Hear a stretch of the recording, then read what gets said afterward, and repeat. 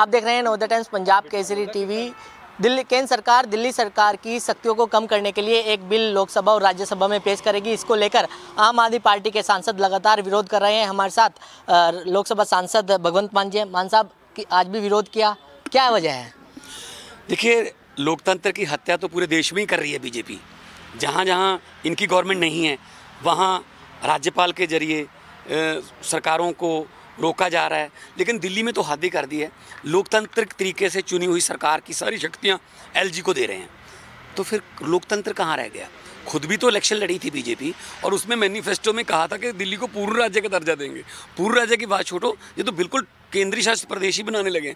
अब मुख्यमंत्री है, मंत्री हैं और कितने अच्छे काम कर रही है सरकार दिल्ली की, जिसकी पूरी दुनिया में चर्चा है। अब उनसे रोकने के लिए एलजी के पास पावर दे रहे हैं कि ये पास करेंगे। तो एलजी इलेक्टेड थोड़ी है, एलजी तो अपॉइंटेड है। जो चुने हुए हैं वो फैसला करेंगे ना। तो लोकतंत्र तो यही है। अगर बीजेपी नहीं जीतती दिल्ली से, इसका मतलब ये थोड़ी है कि काम ही नहीं करने देना। क्या ये वजह भी है क्योंकि पिछले दिनों देखने को मिला कि एलजी और जिस तरीके से दिल्ली सरकार के बीच तालमेल की जो है कमी देखने को मिली है, क्या ये भी वजह है?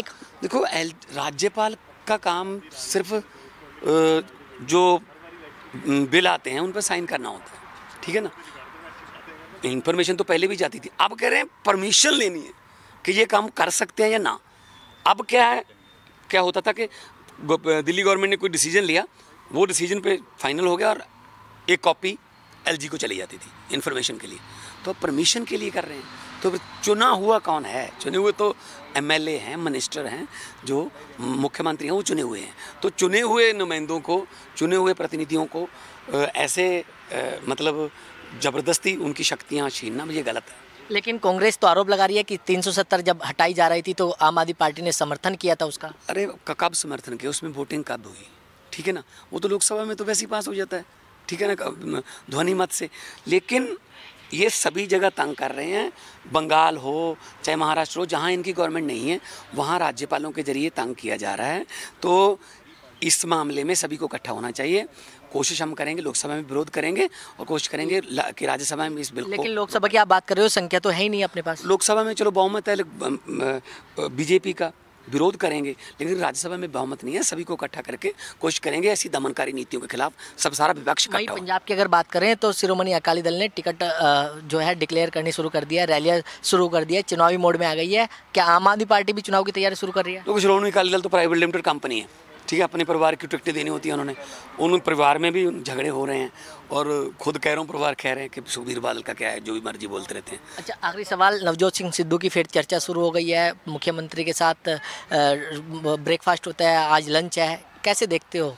जो मर्जी जी, तो कांग्रेस की पॉलिसी है, कांग्रेस के एमएलए हैं वो तो मतलब जब लंच पे उनको मंत्री बनाएंगे, डिनर पे बनाएंगे, जब ब्रेकफास्ट पे, ये तो कांग्रेस ने डिसाइड करना। अच्छा, पंजाब के अंदर लगातार कोरोना के केस लगातार बढ़ते जा रहे हैं, जिसकी वजह से कर्फ्यू भी, नाइट कर्फ्यू भी लगा दिया गया है। आम आदमी पार्टी किस तरीके से देख रही है? देखिए, यकीन लोगों का जो है वो उठ चुका है सरकारी जो स्वास्थ्य सिस्टम है, हॉस्पिटलों से, और लोगों को ज़बरदस्ती मतलब ऐसे कानून जिन पे हंसी आती है कि रात को 11 बजे से 5 बजे तक कर्फ्यू। क्या कोरोना रात को 11 बजे आता है, सुबह 5 बजे चला जाता है? जब फिर अपनी तो रैलियां करनी हो, या अपने घर पे कोई फंक्शन करना हो, तो बड़े बड़े इकट्ठे हो जाते हैं। लोगों के मामले में कहते 200 से ज़्यादा इकट्ठे नहीं हो सकते, इंडोर 100 से ज़्यादा।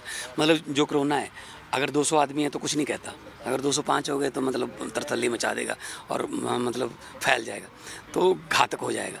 तो ये ऐसा नहीं है, कोई ऐसी एग्जाम्पल सेट करनी चाहिए कि लोगों का यकीन बने।